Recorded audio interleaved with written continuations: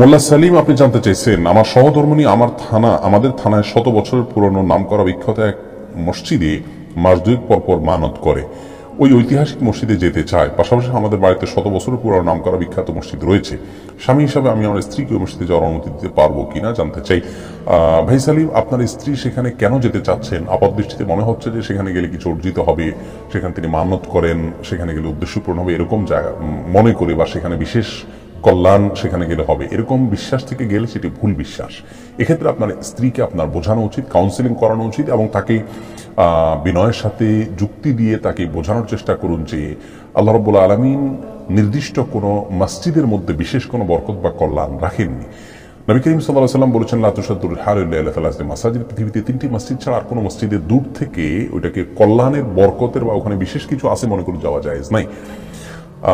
তিনি যদি মসজিদে সালাত আদায় করার জন্য যান, এবং সেক্ষেত্রেও তার জন্য উচিত হবে বাসায় নামাজ পড়া, মসজিদে গিয়ে না গিয়ে, এটা উত্তম হবে তার জন্য। নবী সাল্লাল্লাহু আলাইহি ওয়াসাল্লাম বিভিন্ন হাদিস থেকে এটি সুপ্রমাণিত, সুপ্রতিষ্ঠিত, এবং এ বিষয়ে কোনো স্কলারদের তেমন কোনো দ্বিমত নেই।